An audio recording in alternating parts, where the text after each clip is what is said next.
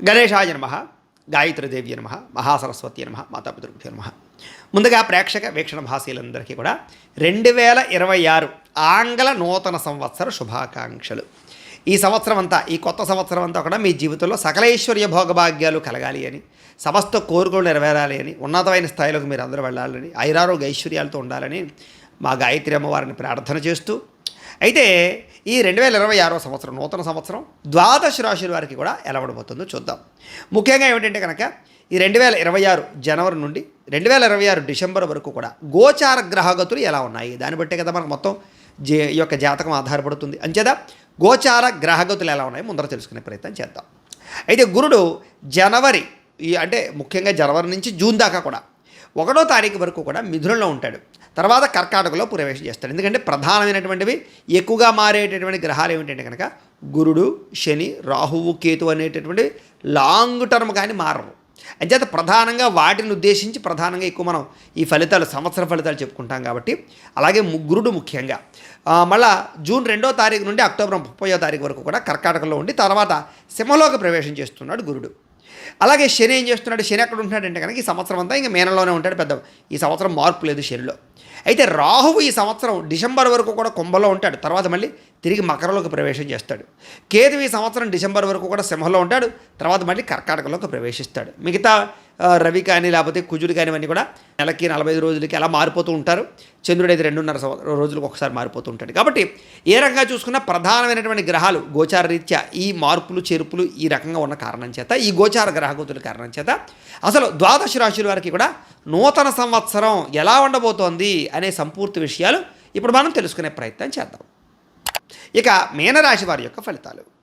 అయితే ఈ గ్రహస్థితి పరిశీలించగా ముఖ్యంగా మీనరాశి వారికి అంటే ఈ 2026 సంవత్సరం జనవరి నుంచి డిసెంబర్ దాకా అంటే ఈ సంవత్సరం అంతా కూడా ఈ నూతన సంవత్సరం కొంచెం మిశ్రమ ఫలితాలే కనపడుతూ ఉన్నాయి.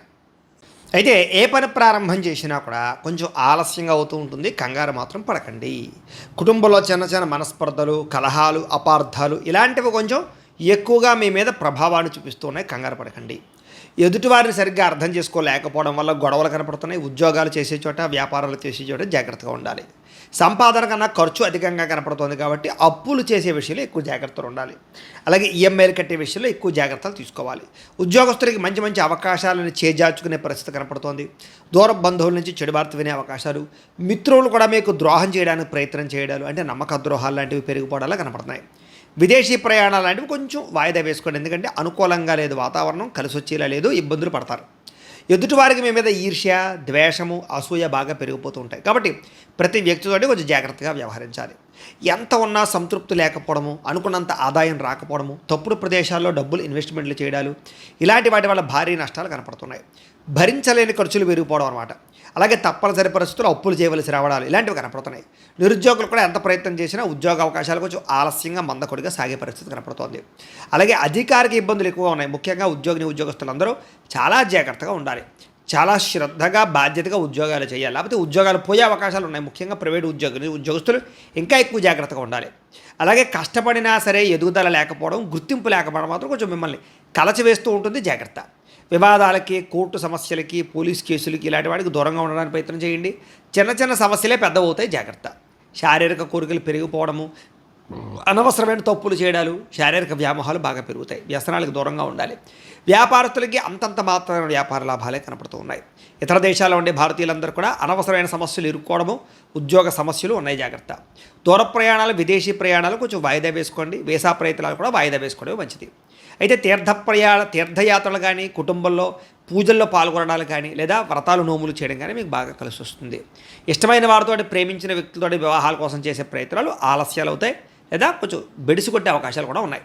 సంతానం వల్ల సమస్యలు, ధన నష్టము, ప్రేమికుల మధ్య అపార్థాలు, వ్యామోహాలు పెరిగిపోవడము జరిగే అవకాశాలు ఉన్నాయి. క్రమశిక్షణ లేకపోవడం వల్ల జీవితంలో ఆటుపోటులు బాగా ఎదురయ్యే పరిస్థితి కనపడుతోంది. జాగ్రత్త. రాజకీయ నాయకులకి కోర్టు సమస్యలు, వివాదాలు ఇరుక్కునే పరిస్థితి కనపడుతోంది. జాగ్రత్త. సినిమా, టీవీ, మీడియా రంగాల వారికి అవకాశాలు వచ్చినట్టు వచ్చి మళ్ళీ ఎవరికో ఒకరు వేరే వాళ్ళకి వెళ్ళిపోయే పరిస్థితి కనపడుతోంది. భార్యాభర్తల మధ్య కూడా అపార్థాలు, దూరాలు, సమస్యలు, గొడవలు, అశాంతి, చిన్న చిన్న విద్వేషాలు కనపడుతున్నాయి. అలాగే సంతానం కూడా అనవసరంగా మీ సంతానం విపరీతంగా ఖర్చులు పెట్టే ప్రయత్నాల వల్ల కూడా మీకు ధన నష్టం కనపడుతుందని చెప్పొచ్చు. అలాగే ఎవరైనా ప్రేమిస్తూ ఉంటే కనుక వాళ్ళని వేధించడం కానీ, బలవంతం చేయడాలు కానీ మాత్రం చేయకండి. సాఫ్ట్గా వ్యవహరించండి. ఇష్టమైన వాళ్ళ మీద ప్రేమ ఉన్నా కూడా పరిస్థితుల ప్రభావం వల్ల మీరు దానివల్ల ఇరుక్కుంటారనమాట, సమస్యలు అనమాట. కాబట్టి జాగ్రత్తగా ఉండాలి. కొంచెం చికాకు, అసహనం, పనులు అవ్వకపోవడం, మనసుకి అశాంతి, ఆందోళన, భయము, లేకపోతే కనుక విరక్తి ఇలాంటివి ఎక్కువగా అయిపోతుంటాయి. కాబట్టి ఎక్కువగా మెడిటేషన్ చేయండి, పూజల్లో పాల్గొనండి, ఇంట్లో చక్కగా పూజ చేసుకోవడానికి ప్రయత్నం చేయండి. అనవసరమైన గొడవలు ఎవరితోటి పెట్టుకోకండి. ముఖ్యంగా జాతకం ఖచ్చితంగా చూపించుకోండి. ఎందుకంటే ఏలినాటి శని బాగా తీవ్రంగా ఇబ్బంది పెడుతుంది. ఏదైనా అవసరమైతే పరిహారాలు చేయించుకోండి. దానివల్ల మీకు రాబోయే రోజులు బాగుంటుంది. అయితే మీకు ఏం కావాలో అర్థం కాక తెలియని పరిస్థితులు, బాధపడడం, అతిగా మాట్లాడడం, అతిగా ఖర్చు పెట్టడం, అతిగా వ్యవహరించడం ఇలాంటివన్నీ కనపడుతున్నాయి. కొత్తగా వ్యాపారం ప్రారంభం చేసేవారు కానీ, కొత్తగా ఏదైనా నిర్ణయం తీసుకునేవారు కానీ, ఉద్యోగాలు తీసుకునేవారు కానీ కన్ఫ్యూజ్ వాతావరణం కనపడుతుందని చెప్పొచ్చు. అందుకనే అసలు మీ జాతకానికి, మీ జీవితానికి ఏం సూట్ అవుతుంది అది తెలుసుకోవాలి. అందుకనే ఓ పని చేయండి. లేకపోతే మీరు ఏం చేస్తారంటే కింద కామెంట్ బాక్స్లో మీ పేరు, మీ యొక్క రాశి, అలాగే మీ వాట్సాప్ నెంబర్ పెట్టండి. మేము ఏం చేస్తామంటే ఆ నెంబర్కి మేము ఏం చేస్తామంటే ఈ సంపూర్తి జీవితం ఎలా ఉంటుందో పీడిఎఫ్ పెడతాం. అంటే చదువుకోవచ్చు అనమాట.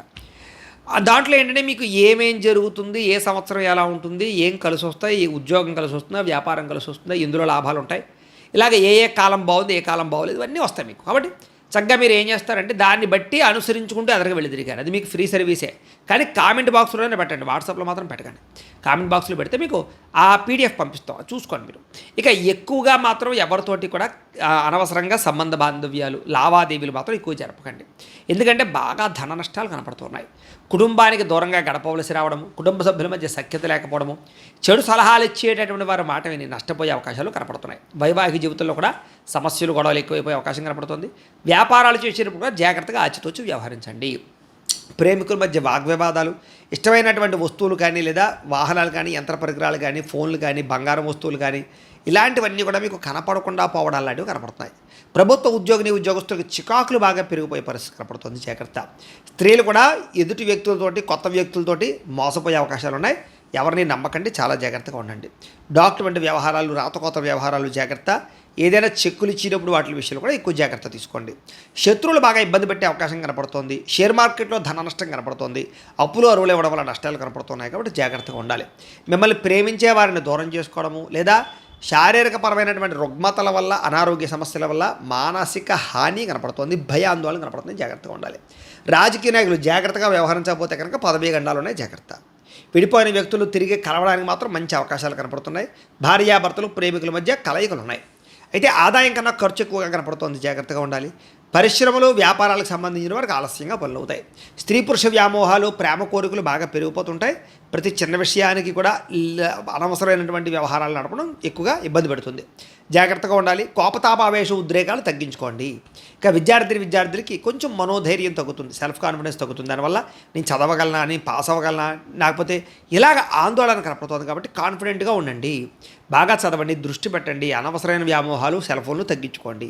ఉద్యోగస్తులకి శ్రమకు తగ్గ ఫలితం మాత్రమే కనపడుతుంది తప్ప పెద్ద అద్భుతమైనటువంటి మార్పు కనపడలేదు. ఉద్యోగపరంగా, వ్యవహారపరంగా తోటి ఉద్యోగస్తుతో స్వల్ప ఇబ్బందులు కనపడుతున్నాయి. పై అధికారుల వల్ల కూడా ఇబ్బందులు కనపడుతున్నాయి. బాధ్యతగా ఉద్యోగాలు చేయని వారందరికీ ఉద్యోగ గండాలు ఉన్నాయి. విదేశాల్లో ఉండే వారికి ఉద్యోగ సమస్యలు అధికమవుతాయని చెప్పొచ్చు. చాలా జాగ్రత్తగా వ్యవహరించాలి. స్త్రీలకి విలువైన వస్తువులు పోగొట్టుకునే అవకాశాలు, కుటుంబంలో తగాదాలు, భర్తకి మీకు మధ్య చిన్న చిన్న మనస్పర్ధలు కనపడుతున్నాయి. ప్రేమించిన వాళ్ళు దూరం అవడం కొంచెం మిమ్మల్ని బాధ పెడుతుంది అని చెప్పచ్చు.